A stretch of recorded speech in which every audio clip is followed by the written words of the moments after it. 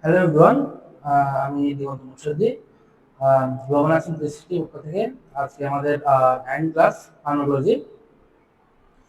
তো চলো আমাদের আজকে 9 ক্লাস শুরু করা যাক। আজকে 9 ক্লাস খুব ইম্পর্টেন্ট একটি ক্লাস নিয়ে উপস্থিত হয়েছি। আজকে আমরা পড়বো হচ্ছে হাইপার সেন্সিটিভিটি রিঅ্যাকশন সম্পর্কে। ঠিক আছে, তোমরা আশা করি তোমরা এটা ফার্স্ট ইয়ার যারা মাইক্রোবায়োলজি পড়েছিল সেখানে এই চ্যাপ্টারটি ছিল। আজকে আমরা ফার্মাকোলজিতে ঠিক সেম হাইপারসেন্সিটিভ রিঅ্যাকশনটা পড়বো। তবে এখানে আমরা ড্রাগ রিলেটেড যে হাইপারসেন্সিটিভ রিঅ্যাকশনগুলো হয় সেগুলো সম্পর্কে আমরা জানবো, এবং কিভাবে ড্রাগগুলো হচ্ছে তোমার এই হাইপারসেন্সিটিভ আমরা রিলিফ পেতে পারি, কিভাবে ড্রাগটা হাইপারসেন্সিটিভ রিঅ্যাকশনকে কমায়। ঠিক আছে, ওগুলো সম্পর্কে আমরা জানবো। ওকে, প্রথমে আসি আমরা দেখো হাইপারসেন্সিটিভিটি। হাইপারসেন্সিটিভ বলতে কি বোঝাচ্ছে এখানে? হাইপার আমরা দুইভাবে ভাগ করি, একটা হাইপার বলে, একটা হচ্ছে সেনসিটিভ। হাইপার বলতে আমরা কি বোঝাচ্ছি এখানে? হাইপার বলতে আমরা এখানে বলতে কোনো কিছু একটা আমরা অ্যাগ্রিগেশন বুঝি। ঠিক আছে, যে কোনো কিছু অ্যাগ্রিগেশন বোঝাচ্ছে এখানে। আর সেনসিটিভ মধ্যে হচ্ছে কোনো কিছু সংবেদনশীলতা। হ্যাঁ, তো উচ্চ সংবেদন হাইপার সংবেদন বলে উচ্চ সংবেদনশীলতা এখানে বোঝাচ্ছে। ঠিক আছে, কোনো কিছুর প্রতি। যদি আমরা ডেফিনেশনটা পড়ি, দেখো, it is an abnormal immune response. ঠিক আছে, ইমিউন রেসপন্স মানে কি? ইমিউন রেসপন্স হচ্ছে আমাদের আমাদের যে প্রতিরোধ রক্ষা রোগ আমাদের শরীরে আছে আমাদের জন্ম থেকে, সেইটা হচ্ছে ইট ইজ অ্যাবনর্মাল। সেটা হচ্ছে অ্যাবনর্মাল। হ্যাঁ, ওটা হচ্ছে একটা রেসপন্স বা প্রতিক্রিয়া resulting from interaction of drug. হ্যাঁ, কিছু থেকে হয় ইন্টারাকশন, কিছু কিছু হতে পারে ড্রাগ থেকে হতে পারে, অর মেটাবলাইট। হ্যাঁ, বিভিন্ন ধরনের মেটাবলাইট থেকে হতে পারে, অথবা নন ড্রাগ এলিমেন্ট। ঠিক আছে, non drug element in the formulations against the patients. হচ্ছে কি কিছু কিছু যেগুলো বাইরে কিছু কিছু মলিকিউল আছে বা অথবা বাইরের জিনিস যেগুলো আমরা বলি এক্সানাস বলি অথবা এক্সানাস যেগুলো আছে, ওগুলোর মাধ্যমে হচ্ছে আমাদের শরীরে বিভিন্ন আমাদের যখন আমাদের ইমিউন সিস্টেম কাজ কি আমাদের হচ্ছে তোমার প্রতিরক্ষা তৈরি করা কোনো কিছুর প্রতি। তো ওইটা যখন অ্যাবনর্মাল ভাবে কাজ করে, ওইটা হচ্ছে কি হাইপার সেনসিটিভ। বুঝতে পারছি? আর বিরুদ্ধে কাজ করবে এটা against the patient and subsequent exposure. বুঝছো? এরপরে অ্যান্টিজেন। দেখো, আমরা যখন ইমিউন সিস্টেম করবো তাহলে দুটো জিনিস জানতে হবে। ঠিক আছে, একটা হচ্ছে কারণটা লাগবে, আর একটা হচ্ছে কি কারণ হচ্ছে। ঠিক আছে, কারণটা লাগবে। প্রথম হচ্ছে কি অ্যান্টিজেন আছে। আমরা সাধারণত আমরা অ্যান্টিজেন বলতে কি বোঝাই? অ্যান্টিজেন বলতে হচ্ছে কোনো ফরেন বডি বা পার্টিকেল যেগুলো হচ্ছে কি যেটার কারণে হচ্ছে কি আমাদের শরীরের মধ্যে কি হয় তোমার রিঅ্যাকশনটা হয় বা ইমিউন সিস্টেমটা হচ্ছে কি অ্যাটাক করে ওটাকে। দেখো এখানে অ্যান্টিজেন কি আছে? Antigen exogenous environment. এক্সোজেনাস তো বাইরের যেসব পার্টিকেল সেগুলোর মাধ্যমে হচ্ছে আমাদের কি শরীরে ঢুকলে হচ্ছে কি অ্যান্টিজেন এগুলো হয়, অ্যান্টিবডি তখন কি হয়। এবং কি কি দেখো, ড্রাগস ড্রাগস হতে পারে, dust, pollen, foods, microbes, chemicals, এগুলো হচ্ছে বাইরের অর্গান। ঠিক আছে, এন্ডোজেনাস এনভায়রনমেন্ট কি হয়? সেলফ অ্যান্টিজেন, মানে নিজের নিজের আমাদের শরীরে যে অ্যান্টিজেন আছে ওগুলোকে হচ্ছে কি তোমার এক কথা বলতে পারি আমরা অটো ইমিউন বলতে পারি। অটো ইমিউন আর হাইপারসেন্সিটিভ মধ্যে ডিফারেন্স যদি বলি, অটো ইমিউন হচ্ছে কি আমাদের নিজস্ব শরীরের মধ্যে। ঠিক আছে, আমাদের নিজস্ব শরীরের মধ্যে যে সব ইমিউন সিস্টেম আছে ওইটাই হচ্ছে কি আমাদের মানে প্রতিরক্ষা আমাদের শরীরকেই কোনো কিছু পার্টিকেলকে মনে করে কি এটা হচ্ছে কি বাইরের কোনো কিছু আসছে, সূত্র আসছে, এই জন্য ওটাকে অ্যাটাক করে দিচ্ছে। ঠিক আছে, আর হচ্ছে যে যেটা হাইপারসেন্সিটিভ রিঅ্যাকশন বলছি, ওটা হচ্ছে কি কোনো বাইরে কোনো মলিকিউলস হতে পারে, যেমন আমার শরীরে যেমন অনেকের এটা আসলে ব্যক্তিগত ডিফারেন্স করে। যেমন হচ্ছে ডাস্ট আছে, ধুলাবালি আছে, বিভিন্ন ধরনের পোলেন খাবারের মধ্যে হতে পারে, যেমন ড্রাগস খায় অনেকে। হ্যাঁ, অনেক ওষুধপত্র খাইলে ওটার মধ্যে রিঅ্যাকশন হতে পারে। ঠিক আছে, এরপর আসি ইমিউনোগ্লোবিন। ইমিউনোগ্লোবিন বলতে আমরা অ্যান্টিবডি বলছি। ঠিক আছে, যখন আমাদের শরীরে একটা অ্যান্টিজেন প্রবেশ করে বা কোনো ধরনের বাইরের এক্সোজেনাস বা এন্ডোজেনাস কোনো যদি এনভায়রনমেন্টে কোনো যদি অ্যান্টিজেন যদি আমার শরীরে প্রবেশ করে, তাহলে আমাদের কতগুলো ইমিউনোগ্লোবিন অ্যান্টিবডি তৈরি হয়। ঠিক আছে, অ্যান্টিবডি কি করে ওগুলোকে তোমার কি প্রতিরোধ করতে এগুলো সাহায্য করে, প্রতিরোধ করে এগুলো। যেমন দেখো আমরা জানি কয়টা আছে? 5টা আছে। ঠিক আছে, যেমন কি আছে? আইজিএ আছে, আইজিজি আছে, আইজিই আছে, আইজিএম আছে, আইজিডি আছে, ঠিক আছে। দেখো আইজিএম মানে হচ্ছে কি, এটা হচ্ছে আমরা মাদার্স মিল্ক, যেটা আমরা ছোটবেলায় থাকতে হচ্ছে কি দুগ্ধ থেকে আমরা হচ্ছে কি এটা পেয়ে থাকি।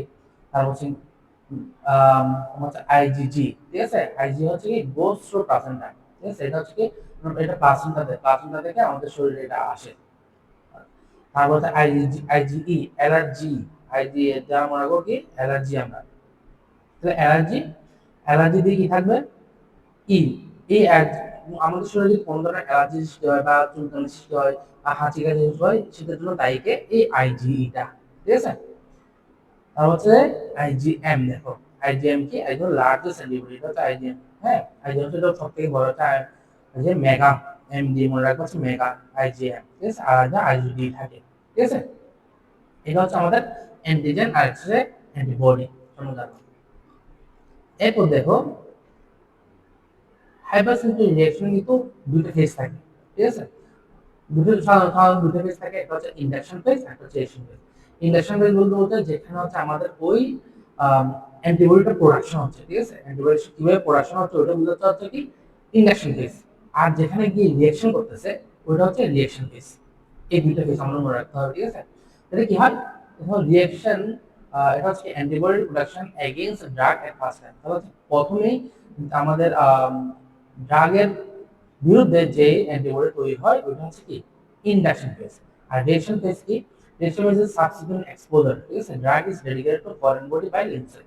তাহলে কি এটা তখন রিঅ্যাকশন ফেজ তখন হয়, তখন হচ্ছে যে আমাদের লিম্ফোসাইটটা যখন হচ্ছে কোনো ড্রাগটাকে হচ্ছে কি ফরেন বডি হিসেবে চিহ্নিত করে। দেখো ড্রাগ হচ্ছে কি জন্য আমাদের শরীরে কোনো কিছু কিউর করার জন্য আমরা খাইয়ে থাকি। কিছু কোনো কোনো ক্ষেত্রে কি হয়, কোনো কোনো ব্যক্তি বিশেষ হয়ে থাকে, কোনো কোনো ক্ষেত্রে কি হয় ওই ড্রাগটা যখন খাই ওই ড্রাগটাকে যখন আমাদের অ্যান্টিবডির কাছে যায়, কোনো কিছু প্রবেশ করে, আমি ঠিক আছে, এটা প্রবেশ করে এটা বাইরের পার্টিকেল, ঠিক আছে। তখন সাথে সাথে ওখানে কি যায়, ওখানে লিম্ফোসাইট বা ম্যাক্রোফেজ যায়, ওখানে যাওয়ার ফলে যাওয়ার পর ওটাই ও চিহ্নিত করে যে কি, চিহ্নিত করার পর ওটাকে কি করে তোমার চিহ্নিত করে যে এটা বাইরের একটা পার্টিকেল, ঠিক আছে। বাইরের পার্টিকেল কি এটাকে তুমি এটাকে রাখবে নাকি শরীরের মধ্যে রাখবে কি রাখবে না, এটা হচ্ছে যে ওরাই ডিসাইড করে। এখন যদি মনে করে যেটা এরা যদি মনে করে যে আমাদের প্রতিরক্ষা ব্যবহার যদি মনে করে যে এটা হচ্ছে বাইরের মধ্যে রেখে রাখা যাবে না, তাহলে হচ্ছে কি এটার বিরুদ্ধে হচ্ছে ওরা রিঅ্যাকশন শুরু করে বা আক্রমণ শুরু করে, ঠিক আছে। এটা আমরা একসাথে পড়বো। দেখো আবার টাইপস অফ হাইপার সেন্সিটিভিটি আছে, কয় ধরনের আমরা হাইপার সেন্সিটিভ দেখতে পাই। দেখো প্রথম টাইপ 1 হাইপার সেন্সিটিভিটি, প্রথম হচ্ছে কি ওয়ান হাইপার সেন্সিটিভিটির মধ্যে আছে কি অ্যানাফাইলাক্টিক রিঅ্যাকশন বা আইজিই মেডিয়েটেড। তাহলে আইজিই মেডিয়েট বলতে হচ্ছে মেডিয়েট বলতে একটা মাধ্যম রয়েছে, মানে এটা হচ্ছে এই আইজিই মাধ্যমে হচ্ছে কি তোমার সংগঠিত হয় এই টাইপ 1 হাইপার সেন্সিটিভিটিটা। তো এখানে কি হয় দেখো অ্যানাফাইলাক্টিক রিঅ্যাকশন, অ্যানাফাইলাক্টিক রিঅ্যাকশন বলতে বোঝাচ্ছে হচ্ছে এখানে অ্যালার্জি। আমরা বলছিলাম না আইজিই ই মানে কি অ্যালার্জি হয়। তাহলে এই হাইপার সেন্সিটিভ রিঅ্যাকশন মানে হচ্ছে কি এখানে অ্যালার্জি আমরা পাই, ঠিক আছে। এরপর দেখো এটা নিয়ে আমরা আজকে জানবো, টাইপ 1 নিয়ে আজকে আমরা করবো, ঠিক আছে। টাইপ 2 দেখো টাইপ 2 হাইপারসেনসিটিভিটি হচ্ছে অ্যান্টিবডি মেডিয়েটেড। এটা হচ্ছে এক ধরনের অ্যান্টিবডি, ঠিক আছে, বা ওটা সেল বডি মেডিয়েট করে, মানে তোমার বিভিন্ন ধরনের আমরা যেসব সেল বলি, ঠিক আছে, টি সেল, হ্যাঁ, এই সব করা হয়।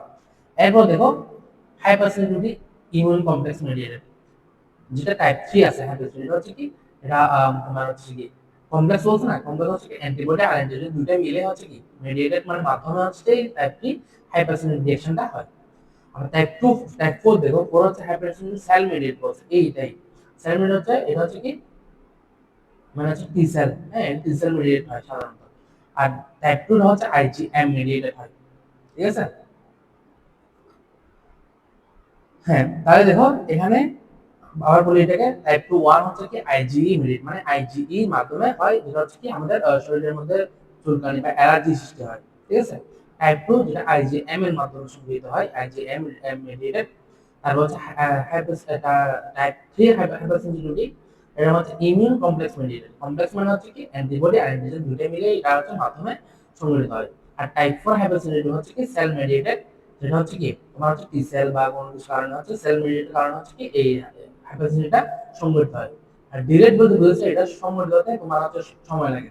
যেটা টাইপ 1 হাইপারসেনসিটিভিটি ওটা হচ্ছে হইতে এটা ইমিডিয়েট হয়, সাথে সাথে ঢোকার কারণে আমাদের কিন্তু আমাদের শরীরে, ধরো আমরা একটা বদ্ধরুমে গেলাম, যার হচ্ছে যে ডাস্ট অ্যালার্জি আছে, ঠিক আছে, ডাস্ট অ্যালার্জি কারণে আমরা কিন্তু বদ্ধরুমে যাই, ওখানে যদি ধুলাবালি থাকে, ওটা ধুলাবালি যাওয়ার সাথে সাথে কিন্তু আমাদের রিঅ্যাকশন শুরু করে, ঠিক আছে, এটা হচ্ছে ইমিডিয়েট হয়। আর টাইপ 2 যেটা হয় সেটা হচ্ছে মিনিট থেকে তোমার আওয়ার, মিনিট থেকে তোমার সেকেন্ড থেকে তোমার মিনিট লাগে, ঠিক আছে, একটু একটু সময় নেই। হাইপারটেনশন 3 যেটা আছে ওটা হচ্ছে মিনিট থেকে আওয়ার লাগে না হইতে, ঠিক আছে। আমার সেল মিনিট যেটা আছে এটা এক থেকে 3 দিন পর্যন্ত লাগতে পারে, ঠিক আছে। এটুকু বুঝলাম আমরা। এটা হচ্ছে type 1, type 2, type 3, type 4 hypersensitivity, ঠিক আছে। তাহলে আজকে আমরা জানবো টাইপ 1 হাইপারসেনসিটিভিটি সম্পর্কে। প্রথমে দেখো মেকানিজম অফ টাইপ 1 হাইপারসেনসিটিভিটি। দেখো আমরা প্রথম বললাম ইন্ডাকশন ফেজ মানে কি, প্রোডাকশন অফ আইজি, মানে এই ফেজে ফার্স্ট ফেজ হচ্ছে কি ইন্ডাকশন, ইন্ডাকশন মানে হচ্ছে প্রোডাকশন, ঠিক আছে, প্রোডাকশনে কি হবে, আইজি তৈরি হয়। তাহলে রিঅ্যাকশন ফেজ, রিঅ্যাকশনের ফেজে কি হয়, রিঅ্যাকশন যেখানে রিঅ্যাকশন হবে, ঠিক আছে, এখানে হচ্ছে জাস্ট ড্রাগের সাথে কি হবে, আমার আইজি মিলিট হয়, বিভিন্ন ধরনের হিস্টামিন রিলিজ হবে, এবং কনস্টিটিউশন হাইপারটেনশন ভাস্কুলার প্যারামিটার হবে, কার্ডিওভাস্কুলার ডেথ হবে, ঠিক আছে। এটাকে আমরা একটু সুন্দর করে পড়ি আমরা, যাতে আমরা ভালো করে বুঝতে পারি, ঠিক আছে। এটা আমরা একটু ভালো করে পড়ি। দেখো মেকানিজম অফ অ্যানাফাইলাক্সিস টাইপ 1 হাইপারসেনসিটিভিটি। তাহলে মেকানিজম অফ অ্যানাফাইলাক্সিস মানে হচ্ছে কি, অ্যানাফাইলাক্সিস আমাদের যেভাবে শরীরে অ্যালার্জি সৃষ্টি হয় সেটা আমরা আজকে জানবো।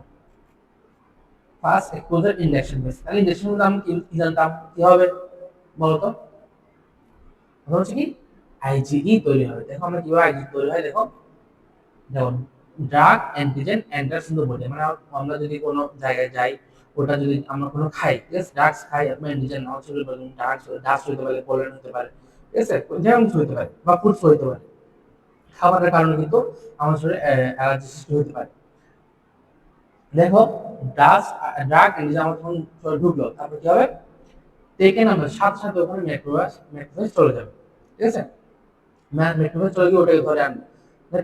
আমরা একটা গ্রামের সাথে তুলনা করি, গ্রামে হচ্ছে যে ওখানে হচ্ছে অনেক রকম একটা পুলিশ স্টেশন থাকে, পুলিশ স্টেশনের মধ্যে হচ্ছে অনেক কি থাকে, অনেক তোমার কি বলে দারোগা থাকে, দারোগা গুলো হচ্ছে ঘোরাফেরা করে। তো যখন একটা বাইরে থেকে একটা মানুষ আসলো, তখন মানুষ পরিচিত একজন আসলো, সাথে সাথে গিয়ে ওকে ধরে ধরে গিয়ে এখন কি করে, দেখো macrophage process and present antigen to helper T cell. দেখো ওই তখন ওকে কি করে, ওকে কিছুক্ষণ হচ্ছে যে প্রসেস করবে, ও দেখবে, ও চিনে চিনে জিজ্ঞেস করবে যে তুমি কে, কি হলো না হলো। তো বাইরে নিয়ে গিয়ে ওকে প্রেজেন্টস অ্যান্টিজেন, তো ওই অ্যান্টিজেন কোথায় নিয়ে যাবে, টু হেল্পার টি সেল, ওকে হেল্পার টি সেল বা হচ্ছে হেল্পার টি সেল কাছে নিয়ে যাবে, হয়তো যেমনি মেইন দারোগা থাকে বা পুলিশের ইন্সপেক্টর যে থাকে ওনার কাছে নিয়ে যায়, ঠিক আছে, ধরে নিয়ে গিয়ে ওনার কাছে নিয়ে যাবে। এরপর হচ্ছে কি helper T cell stimulate B cell, কারণ হেল্পার টি সেল কি করবে, ওকে চিনবে, হ্যাঁ, ওকে চিনবে, চিনার পর হচ্ছে যে ওকে আইডেন্টিফাই করবে যে মানে হচ্ছে যে ও মানে হচ্ছে কিরকম, ও কি বাইরের ক্ষতি করতে আসছে এখানে শরীরে, নাকি ও কিছু করবে না। তো করার পরে দেখতেছে ও ক্ষতি করতেছে, ঠিক আছে, বাইরে ক্ষতি করবে, তাহলে কি করে হেল্পার টি সেল কি করে, তোমার বি সেলকে, আমাদের বিটা সেল যেটা আছে ওটাকে হচ্ছে কি স্টিমুলেট করে বা সক্রিয় করে, ঠিক আছে। সক্রিয় করার ফলে দেখবে যে ওখানে সঙ্গে ওরা বিসেল দিয়ে এবং কি ওরা প্লাজমা সেল ফর্মেশন করবে, ঠিক আছে, প্লাজমা সেল ফর্মেশনের মাধ্যমে বিসেল প্লাজমা সেল ফর্মেশন করবে, কারণ প্লাজমা সেল ফর্মেশনের মাধ্যমে আইজিই প্রোডাকশন করবে, বুঝতে পারছো, মানে কি এটা একটা নতুন একটা তোমার কি অ্যান্টিবডি তৈরি করবে শরীরের জন্য, ওটার জন্য, ঠিক আছে। এখন কি হলো আইজিইটা কি হলো, আইজিইটা কি হলো, Ig become attach with the membrane of basophil and muscle. তখন কি হবে, আইজিইটা কোথায় যাবে, আমাদের শরীরের যে মাস সেলে যাবে ওখানে গিয়ে বসবে, মানে যে মাস সেল আছে, মাস সেলের উপর রিসেপ্টর থাকে, ঠিক আছে, ওখানে গিয়ে হচ্ছে কি আমরা আইজিটা বসে যাবে, ঠিক আছে। ওই সেলের উপর বসে কি হবে, তোমার এই বসার যে প্রসেসটা আছে এটাকে বলা হয় সেন্সিটাইজেশন। মনে থাকবে কি বলা হয়, আইজি যখন আমাদের শরীরের সাথে বসে যাবে তখন হচ্ছে কি হয়, এটাকে সেন্সিটাইজেশন বলে। তাহলে আমরা একটু আবার এটা এক্সপ্লোরটা বলি, তৈরি হওয়াটা বলি।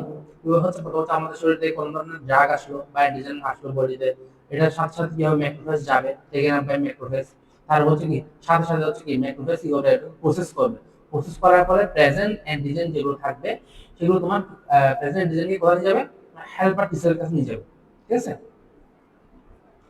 হেল্পার টি সেল যখন নিয়ে যাবে, হেল্পার টি সেল যখন চিহ্নিত করে ওকে কি করবে, বিটা সেলকে, তোমার বিটা সেলকে হচ্ছে কি স্টিমুলেট করবে, সক্রিয় করবে। এই বিটা সেল থেকে কি হবে, প্লাজমা সেল ফর্মেশন করবে, প্লাজমা সেল ফর্মেশন কি হবে, প্লাজমা সেল করে ওটা হচ্ছে কি আইজিই প্রোডাকশন করবে, ঠিক আছে। এবং আইজিটি করবে, আইজিটা উইথ বিকাম মেমব্রেনের সাথে গিয়ে একটা যদি মেমব্রেন ব্যাসোফিল এবং মাসলের সাথে বসে যাবে, ঠিক আছে। মাসলের যে রিসেপ্টর সাইট আছে ওখানে বসে যাবে, বসে গিয়ে এটা কি বলে সেন্সিটাইজেশন, বুঝতে পারছি। এটা হচ্ছে আমাদের ফার্স্ট এক্সপোজার বা ইন্ডাকশন ফেজ। এবার আমরা সেকেন্ড ফেজে যাবো। সেকেন্ড ফেজে কি বলছিলাম আমরা, রিঅ্যাকশন স্টেজ বা রি-এক্সপোজার বা সেকেন্ড এক্সপোজার ও সেন্সিটাইজেশন বলে। মানে যখন বসে গেছে তখন কি হবে, রি-এক্সপোজ বা সেকেন্ড এক্সপোজার কি হবে দেখো। আমি যখন একবার প্রথমে আমরা গেলাম তো গয়ার পর তোমার যাওয়ার পর আবার চলে আসে, আবার ঢুকলাম, ঠিক আছে। তখন কি হবে, আবার আমাদের ওই ডাস্টটা আমাকে আক্রমণ করলো, ঠিক আছে। আক্রমণ করার সাথে সাথে কি হলো, প্রথমত হচ্ছে কি আমাদের শরীরে ওই আইজিটা তো ওখানে আছে, ঠিক আছে, তাই না। এখন ওইটা গিয়ে তোমার হচ্ছে কি আরেকটা আইজি, আবার আইজি ফর্ম হয়ে তোমার সেলের পাশে বসে গেল, ঠিক আছে। ওই সেল তোমার ওই আগে আইজি এর পাশে বসে গেল। আইজি এর পাশে বলো তখন হচ্ছে আমরা আইজি জানি কি টি শেপ ওয়াই শেপ, ঠিক আছে। ওয়াই শেপের কারণ হওয়াতে তোমার ওয়াই শেপের তোমার যেই আমাদের আমার এটা আছে তোমার যে বাইন্ডিং সেটটা আছে, একটা বাইন্ডিং সাথে সাথে আরেকটা বাইন্ডিং সাথে কি ক্রস লিংক হয় বা লেগে যায়, ঠিক আছে। ক্রস লিংক হওয়ার সাথে সাথে কি হবে, তো এর সাথে প্রসেস হবে cross link of drugs with the IgE attach. তো ওই ড্রাগের সাথে কি হবে, আইজিই অ্যাটাচ হবে, ঠিক আছে। অ্যাটাচ হওয়ার কারণে কি সারফেসে মাসেলার বেসিবিলের মধ্যে দিয়ে অ্যাটাচ হবে। যখন অ্যাটাচ হবে তখন কি হবে, একটা একটা তোমার সিগন্যাল পাঠাবে, ঠিক আছে। ওই তোমার ওই দুইটাই সিগন্যাল পাঠাবে সেলের মধ্যে ক্যালসিয়াম চ্যানেল সাহায্য করে, যদিও দুটো ধারণার কারণে তোমাদের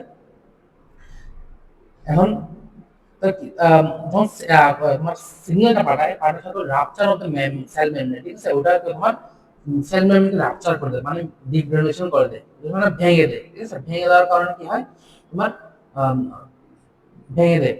ভেঙে দেওয়ার কারণে কি হয়, ভিতরে যেসব তোমার ভিতরে কি আছে, বিভিন্ন ধরনের মেডিয়েটর আছে, বিভিন্ন মেডিয়েটর কি আছে, massive release of chemical medicals গুলো রিলিজ হয়। হ্যাঁ, ওগুলো হচ্ছে কি তোমার সাথে সাথে ওগুলো হচ্ছে কি রেডি থাকে, যেমন ধরো স্পেশালিস্ট হিস্টামিন আর সেরোটোনিন, ঠিক আছে। আমরা দেখতে পাচ্ছি এইখানে, এখানে আমরা দেখতে পাচ্ছি হিস্টামিন আছে, সেরোটোনিন আছে। এই দুটা, এই হিস্টামিনের দুটো প্রচুর পরিমাণে আছে সিক্রেশন হবে, ঠিক আছে। সিক্রেশন হওয়ার কারণে কি হবে, এটা আমাদের শরীরে যেখানে যেখানে যাবে ওখানে গিয়ে আমাদের কি করবে, বিভিন্ন ধরনের ইনক্রিজ ভ্যাসকুলারাইজেশন করবে, ঠিক আছে। আমাদের শরীরে ভ্যাসকুলারাইজেশন করবে, ইনক্রিজ ভ্যাসকুলার পারমিয়াবিলিটি করে দিবে, ইনক্রিজ গ্যানুলোসিস আমাদের গ্ল্যান্ড থেকে সিক্রেশন গুলো বেশি করবে, স্মুথ মাসেল কন্ট্রাকশন করবে, ঠিক আছে। এইসব হিস্টামিন, আবার হিস্টামিন কি করে তোমার হচ্ছে সেলের মধ্যে গিয়ে আমাদের যেই যে আছে অ্যালার্জি সৃষ্টি হয়, হ্যাঁ অ্যালার্জি সৃষ্টি হয়, এইগুলো হচ্ছে আমাকে উদ্দীপনা সৃষ্টি করবে। অ্যালার্জি হয়, শরীরে চুলকানি হয়, তারপর সর্দি কাশি, সর্দি হয়, এই ঠিক খেতে হয়, এই হিস্টামাইন এগুলো থেকে হয়, বুঝতে পারছেন। এখন এরপর কি হবে, এগুলোর পর কি হবে, হাইপারটেনশন হবে, স্পাজম হবে, হ্যাঁ। হাইপারটেনশন কেন হবে, হাইপারটেনশন যখন আমাদের ভ্যাসকুলারাইজেশন হচ্ছে, ঠিক আছে। ভ্যাসকুলারাইজেশন হচ্ছে মানে তোমার ভেসেল গুলো মোটা হয়ে যাচ্ছে, মোটা হয়ে যাওয়ার কারণে কি তোমার তোমার প্রেশারটা কমে যাচ্ছে, ঠিক আছে। প্রেশার কমে যাচ্ছে কি হাইপারটেনশন হচ্ছে, যেগুলো হচ্ছে কি আবার তোমার বলছি স্মুথ মাসল কন্ট্রাকশন করতেছে, কন্ট্রাকশন ব্রঙ্কোস্পাজম হবে, আর্টিকার্ডিয়া, বিভিন্ন ধরনের র্যাশ, শরীরের মধ্যে র্যাশ বা গুটি গুটি চাক চাক হয়, যে এটা সৃষ্টি হবে, স্কিন র্যাশ হবে।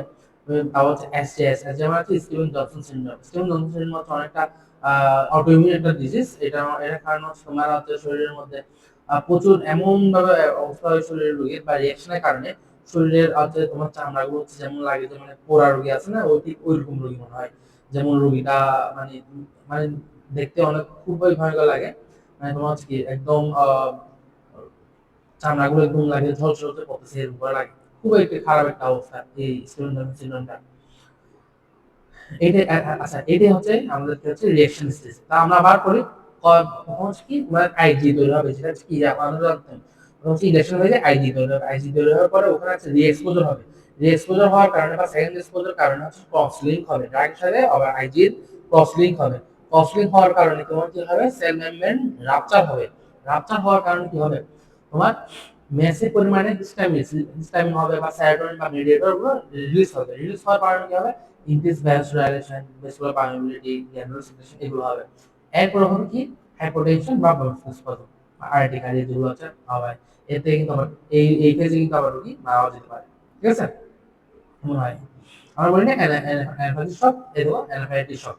এরপর কি অ্যানজাইটির সাথে যাবে, আস্তে আস্তে কি হবে হচ্ছে বিভিন্ন শরীরে যে অর্গান গুলো আছে ওগুলো কি হবে আস্তে আস্তে তোমার কার্যক্রম হচ্ছে কমে যাবে, কমে যাওয়ার কারণে হচ্ছে অ্যানজাইটির শকে আমরা রোগী শকে চলে যায় বা মারা যেতে পারে। বুঝতে পারছি আশা করি আমাদের মেকানিজমটা আসলে বুঝতে পারছি এটা। তাহলে দেখো আমরা কয়েকটা এক্সাম্পল করি হাইপারসেনসিটিভ রিঅ্যাকশনে। দেখো প্রথম হচ্ছে কি হয় অ্যালার্জিক কনজুক্টিভাইটিস চোখে হয়, স্কিন র্যাশ হতে পারে, ডার্মাটাইটিস হতে পারে, ইচিং হতে পারে, হয়তো সাম ড্রাগের কারণে হতে পারে, ঠিক আছে। এরপর দেখো ড্রাগ কজিং, যেসব ড্রাগ আমাদের শরীরে হাইপারসেনসিটিভিটি কজ করে, ঠিক আছে, এটা কিন্তু ব্যক্তি বিশেষ, ঠিক আছে, সব মানুষের ক্ষেত্রে কিন্তু করে না। যাদের ক্ষেত্রে এই ড্রাগগুলো সেনসিটিভ বা ক্ষতি করে তাদের ক্ষেত্রে এই ড্রাগসগুলো হচ্ছে কি তোমার হাইপারসেনসিটিভ রিঅ্যাকশন করতে পারে। যেমন ধরো পেনিসিলিন, এগুলো বর্তমানে হচ্ছে খাইলে কিছু কিছু মানুষের হচ্ছে কি প্রায় মানুষের হচ্ছে কি বিভিন্ন ধরনের র্যাশ দেখা দেয়, তোমার হচ্ছে চুলকানি বা অ্যালার্জি, এগুলো কারণ হতে পারে। ঠিক আছে, দেখি আমরা একটু পরে পড়ি। পেনিসিলিন আছে, সালফোনামাইড আছে, টেট্রাসাইক্লিন আছে, তারপর হচ্ছে ক্লোনোলস আছে, অ্যান্টিটিউবুলার ড্রাগস আছে, ফেনোথিয়াজিনস আছে, স্যালিসাইলেটস, কার্বামাজাপাইন, অ্যালোপুরিনল, তারপর হচ্ছে অ্যাসি ইনহিবিটর, আলফা মিথাইল ডোপা, হাইড্রোলাজিন, লোকানাসিন। এইসব ড্রাগসের ক্ষেত্রে হচ্ছে কি আমাকে হাইপারসেনসিটিভ ওয়ান রিঅ্যাকশনটা হতে পারে। আশা করি সবাই ক্লাসটি বুঝতে পারছো। যদি কোনো সমস্যা থাকে তাহলে অবশ্যই জানাবা। তোমাদের জন্য খুবই ইম্পর্টেন্ট একটি পড়া এটা থাকবে। তো আজকের জন্য এতটুকুই। তোমাদের সবাইকে ধন্যবাদ এত ক্লাস করার জন্য।